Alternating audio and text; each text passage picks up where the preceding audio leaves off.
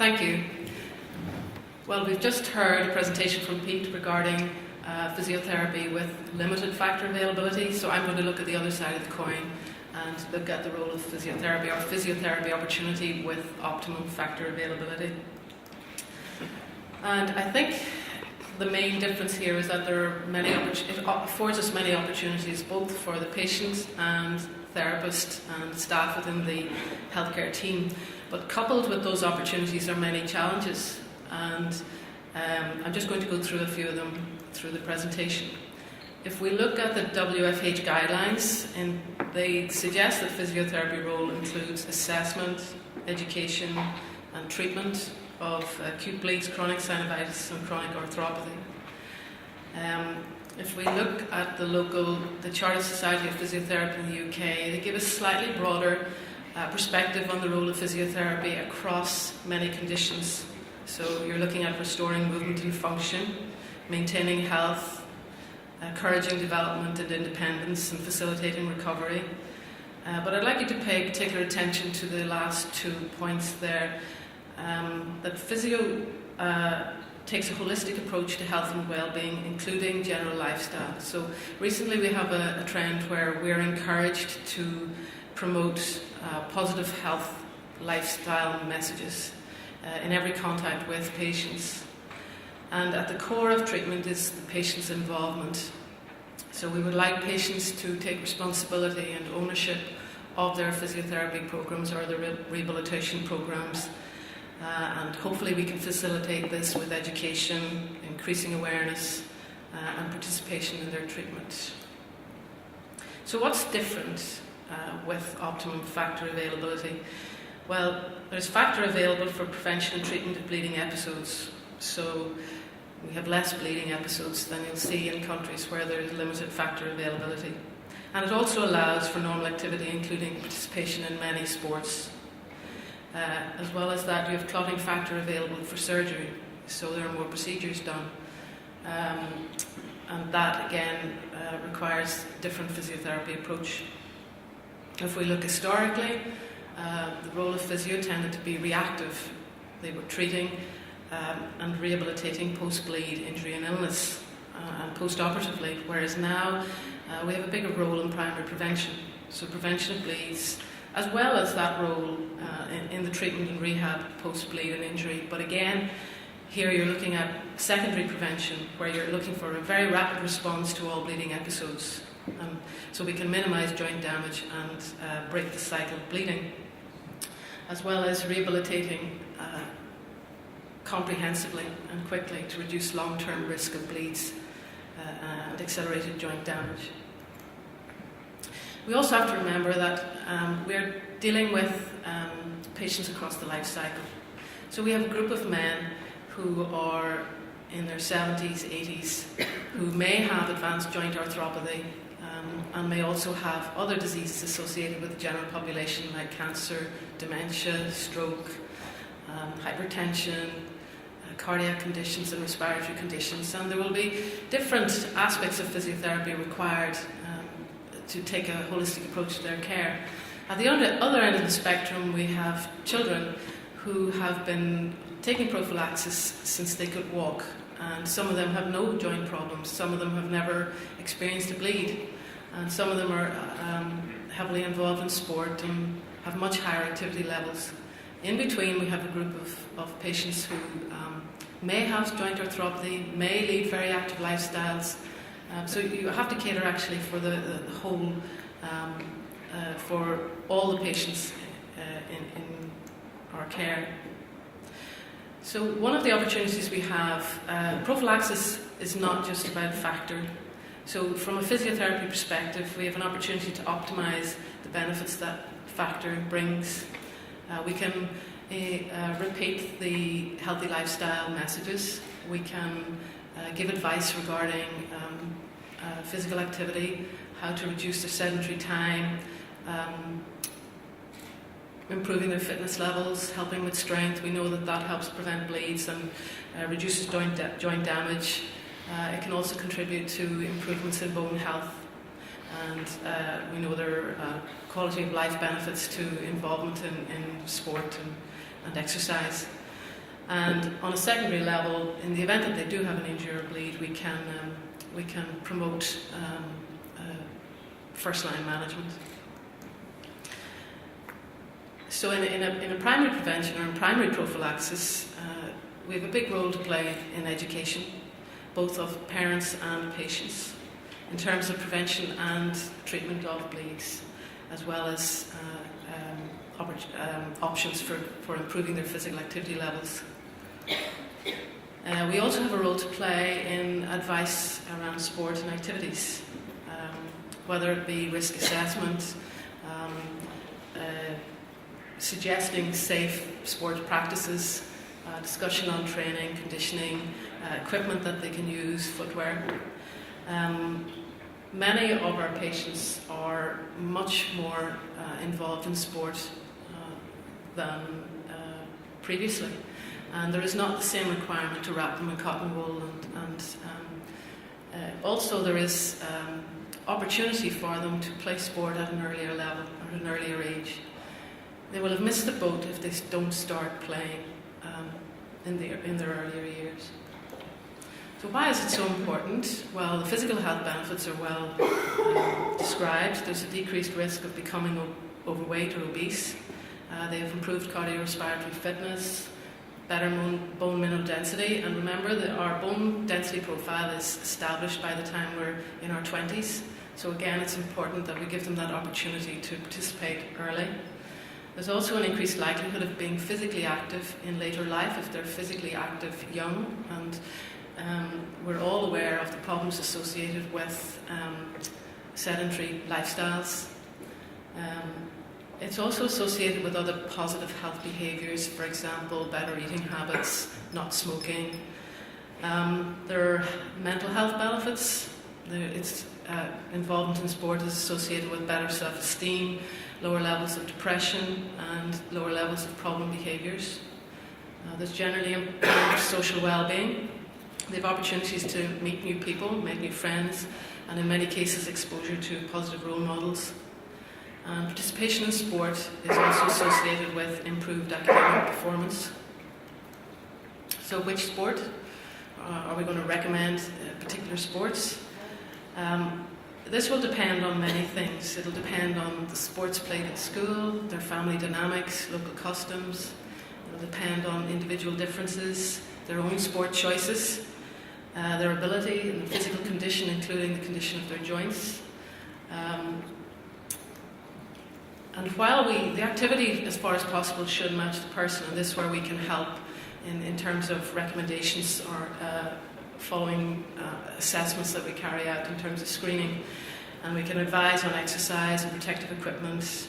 We can suggest modifications to sports if it's required, and we can liaise with coaches and PE teachers.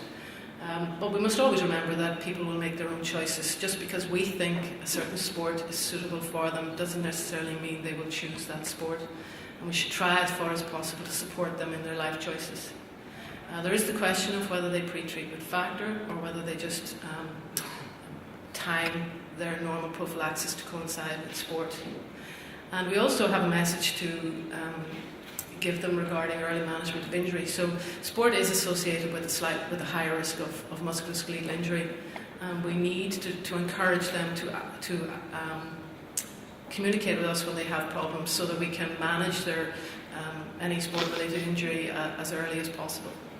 We had a conversation, or there was a talk earlier today regarding the issues and the difficulties with mild and moderate haemophilia. And that would be, under normal circumstances, people are afraid to maybe contact their physio or their local centre when they have a mild sports injury. As physios, we would prefer them to contact us early, regardless of how mild it is, because we can get them back into normal function, whether it be work or activity, in a much shorter time frame if we deal with it early. This article was published last year. It looked at a review on exercise for patients with haemophilia and recommendations for safe and effective physical activity.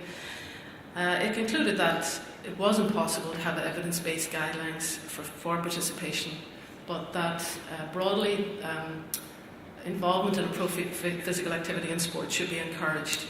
The choice of sport should be personalised, and this again depending on physical status, interest and social requirements.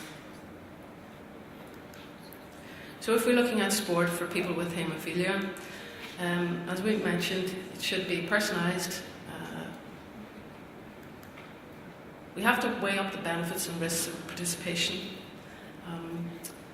In general, in the absence of haemophilia, participation in sport is more likely. There's a higher risk of injury, particularly musculoskeletal injuries. But usually the benefits far outweigh the risks of participation, and this is true for people with haemophilia as well. There is no one risk classification. There are many risk classifications available, but there is no one classification that's recommended. But what we can do is we can have a discussion with patients and with their parents or guardians regarding the risks associated with certain sport. Those classifications may help us or may help guide that, but again, at the end of the day, they will make their own choices regarding that. Also, how you deal with the athletic child or athletic person with haemophilia versus the couch potato. There's a big difference. Much higher risk of injury if someone suddenly goes out and starts to train for football at the age of 30, having never played before. They have no background in training. Their strength may be reduced relative to the athlete, and they are much more likely to get injured. So it has to be done on an individual basis. If we look at organised sport versus free play, we're often afraid as healthcare practitioners to let our boys get involved in organised sport. And we have to remember that if we keep them back, if we don't allow them to participate, they may not participate later on. They may be in a much poorer situation, they may not develop the skills of the sport, and they may be less active generally, which is counterproductive in terms of their management. And also, the World Federation actually recommends that we encourage organised sports programs rather than unstructured activities. They're generally safer, the equipment is often better, the environment they play in is better, coaches can structure the sessions to suit their different age groups, and they get used to safe sports practice in a structured environment, as opposed to the kid who doesn't play sport day to day but goes out to the local field with a few friends with no equipment later on to play football. So organised sport in many cases is recommended. However, with that we have to have a zero tolerance approach to injury prevention and management strategies. So all the same rules apply. We recommend all the same injury prevention strategies that you do for anybody playing sport, but you have to have a zero tolerance approach. If they get an injury, it has to be managed. To optimise prophylaxis, it needs to be managed absolutely perfectly. And we should also promote, not everybody is interested in sport and not everybody wants to play sport. So we have a role to play in promoting benefits of different forms of physical activity, whether that's taking the train to work instead of the car, or walking kids to school, or using stairs, or just maybe spending less time sitting down, but that we actually promote the physical activity message. There are also perceptions that we have to change. We have some patients maybe who have lived with haemophilia all their lives. They have established joint arthropathy, and when they see a physio coming, they think, no, hands off, they're going to make things worse. There may be some exercise options that will work for them and improve things for them. Obviously, it would have to be tailored to their limitations. We also have patients who, at the other end of the spectrum, think once they get their factor, they think they're Superman and they think they can do absolutely everything. And again, you have to try and get across to them that safe sports practices. Teachers, in some cases, might be afraid to let the kids play sports, so we have a role to play in informing them as to how to, what they need to do in the event that there's a problem. I mean, invariably the schools will have strategies in place for kids when they get injured, and it's the same for a kid who's got haemophilia. So we would encourage teachers to be proactive and to let the kids participate. And we also have As members of the healthcare team, we're often afraid to let the kids or indeed let patients participate in sport because of the potential risks, and we will always think of the worst case scenario. So in many cases we ourselves have to look at the benefits that they may get by participating and try and manage the risks and try and highlight the risks. But to maybe somebody very wise was talking to us last week. He's lived with haemophilia for some time, and his attitude was just give them their head. They may actually stretch the boundaries a little bit more than you would like them to, but so does everybody else. So, I mean, it is human nature sometimes to push the boat out a bit, and I think if we can support them within that, they hopefully will make informed and sensible choices. We were encouraged last year. We looked at a number of our boys, and what we did find was that those with the best possible joint scores and the least joint problems were all actively involved in sport at all levels. They all were involved in PE in school. The majority of them were involved in recreational sport, and a number of them were involved in competitive sport, and well over 60% of them were involved in contact sports, and yet they had no joint problems. You might say that we don't know which came first. Did those that had joint problems, was it because of sport? Well, it was our experience that a lot of the boys with a lot of joint problems had never really been involved in formal or organised sports setups other than physical education in school. So we thought that this was encouraging, and at least we could continue to promote the message that sport was a good thing. These were boys with severe haemophilia. Again, if we can just get the message, we need to let them start early. They're not going to develop the same level of motor ability or motor skills if they start sport at 16, 17, 18. They will have other things in their mind at that age anyway, and it is a time when adolescents tend to pull back from activity, and we know that they are more likely to be less active later on if they don't get involved early. So when we tell them, when we say no, we've got to remember that we're denying them, or we're suggesting that they don't avail of all the benefits that it may bring them. So what can we do to minimise the risk? We can have a discussion with them at every contact, whether it be clinic review or telephone review, or whenever we get the opportunity. We can promote safe sports practices, and these are the same as they are for everybody else. If they learn the skills and they have good technique, they're less likely to get injured. If they approach training in the appropriate way, and if their fitness levels are appropriate for the sport, they're less likely to get injured. If they use appropriate protective equipment, if they abide by the rules, and as far as possible if we match abilities in team sports. If we have appropriate and early management following any injury, and I can't stress this enough, we would like patients to take that even if they feel that they don't need to see other members of the team, there may be some small pieces of advice that we can give them to get them back to sport quicker. And also if it is a challenge to rehabilitate fully and restore function prior to return to sport. Compliance with rehab, it takes a long time, and sometimes it's very difficult for us to get them to stick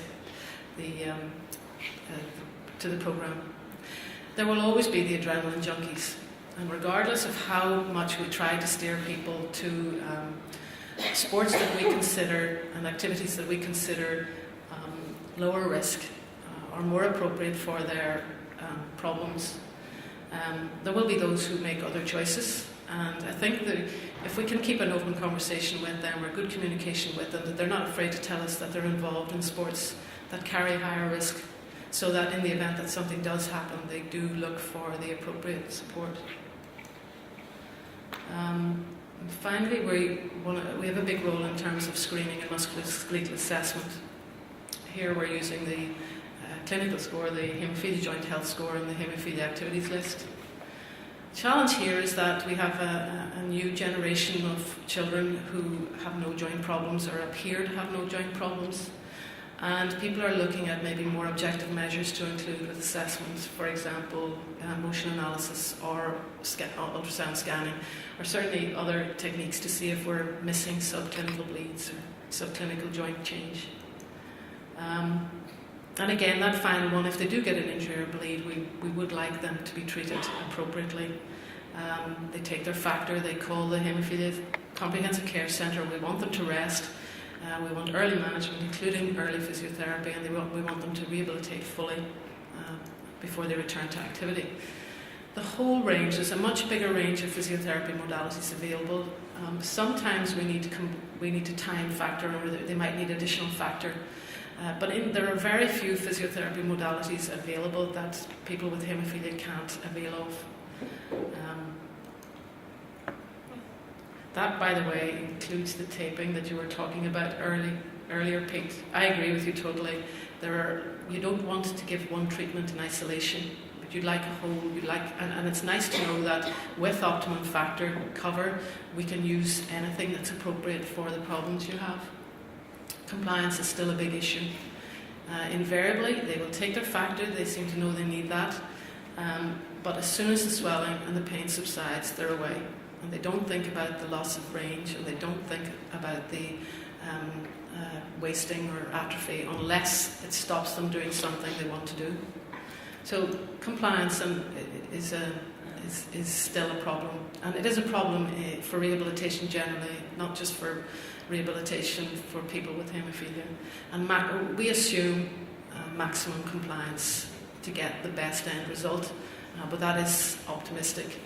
And but there are measures we can put in place, whether it's exercise logs, follow-up appointments for them. There are new apps that they may be able to log things with. There are now new tech, FaceTime and teleconferencing and things that we can. And also we can try and make programs a little bit more interesting and more appropriate for them so that they're more interested in it. Can you move me one slide ahead there, please?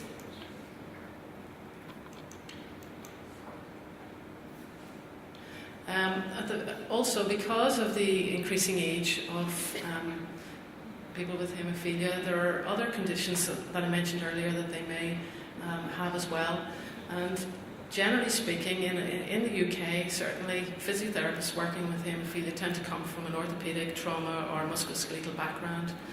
And we probably need to liaise an awful lot more with colleagues in the future who have specialist skills in other areas to make sure that our patients get the best possible care for whatever problem they have. So in summary, physiotherapy, there's an increasing emphasis on primary prophylaxis and education. There are much greater opportunities for patients, both in active occupations and hobbies and sport. We can use an increased number of physiotherapy modalities. We do need to time that with factor, and we do need to work closely with our colleagues in the team to make sure that we're aware of that. And we will need to liaise with colleagues across specialisms. Compliance, though, remains a challenge, which for us as practitioners. So I'd just like to say that I think if we can manage and if we can respect the risks of higher levels of activity and sport bring, and manage them, we can work together to try and optimise the opportunities that Optimum Factor brings us. Thank you.